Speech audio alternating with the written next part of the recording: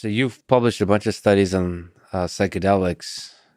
Is there some especially favorite, insightful findings from some of these that you could talk about? So maybe favorite studies or just something that pops to mind in terms of both the goals and the major insights gained and maybe the side little curiosities that you discovered along the way. Yeah. I think of the work with like using psilocybin to help people quit smoking. I mean, we've talked about smoking being such a serious addiction.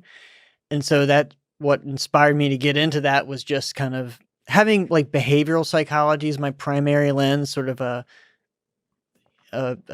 this sort of like, kind of radical empirical basis of I'm really interested in the mystical experience and all of these reports. Very interested, and but at the same time, I'm like, okay, let's get down to some behavior change and something that we can record, like quantitatively verify, biologically. So So find all kinds of negative behaviors that people practice and see if we can turn those into positive or right, change those like behaviors. really change it, not just people saying, which again is interesting. I'm not dismissing it, but folks that say my life has turned around. I feel this has completely changed me. It's like, yep, that's good. All right, let's see if we can harness that and test that Mhm. into something that that's real behavior change. You know what I mean? It's quantifiable. It's like, okay, you've been smoking for 30 years. Like that's a real thing. And Yeah. you've tried a dozen times, like seriously to quit, and you haven't been able to long term. Like, okay. And if you quit, like we'll ask you and I'll believe you, but I don't trust everyone reading the paper to believe you. So we're gonna have you pee in a cup and we'll test that, and we'll have you blow into this little machine that measures carbon monoxide and we'll test that. So multiple levels of biological verification. Nice. Like Wow. now we're getting like, to me that's where the rubber meets the road in terms of like therapeutics. It's like, can we really shift behavior? And since in so much as we've talked about, my other scientific work outside of psychedelics is about understanding addiction Mhm. and drug use. So it's like, looking at addiction, it's a no-brainer, and smoking is just a great example. And so back to your question, like we've had really high success rates. I mean, it rivals anything that's been published in the scientific literature. Um, the caveat is that, that's based on our initial trial of only 15 people, but extremely high long-term success rates. So, 80% at 6 months were smoke-free. so can we discuss the details of this? So first of all, which psychedelic are we talking about? And maybe can you talk about the 15 people and how the study ran and what you found? Yeah, yeah. So the drug we're using is psilocybin, and we're using moderately high and high doses of psilocybin. And I should say this about most of our work: these are not kind of museum level doses. In other words, nothing. Even big fans of psychedelics want to take and go to a concert or go to the museum.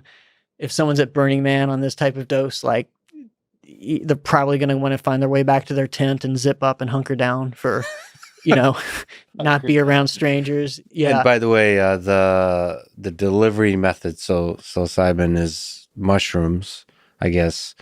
Uh, what's the usual? Is it edible? Is there some other way? Like, how is people supposed to think about uh, the correct dosing of these things? Because I've heard that it's hard to dose correctly.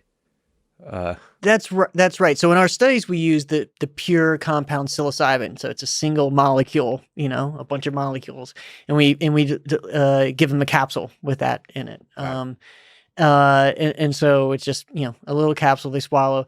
What people when psilocybin is used outside of research, it's always in the context of mushrooms, Hmm. because they're so easy to grow. There's no market for synthetic psilocybin. There's no reason for that to pop up. Um, the the the the the high dose that we use in research is 30 milligrams body weight adjusted. So if you're a heavier person, it might be like 40 or even 50 milligrams.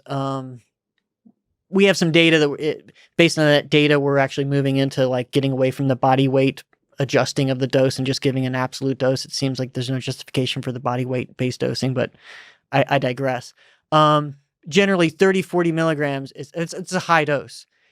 And based on average, even though, as you alluded to, there's variability, which gets people into some trouble in terms of mushrooms, like Psilocybe cubensis, which is the most common species in the illicit market in the U.S. This is about equivalent to 5 dried grams, which is right at about where McKenna and others, they call it a heroic dose. This is not hanging out with your friends, going to the concert again. So this is a real deal dose, even to people that like really, just even to psychonauts. And we've even had a number of studies. Yeah, people that, let's say astronaut or cosmonaut, like psychonaut for psychedelics.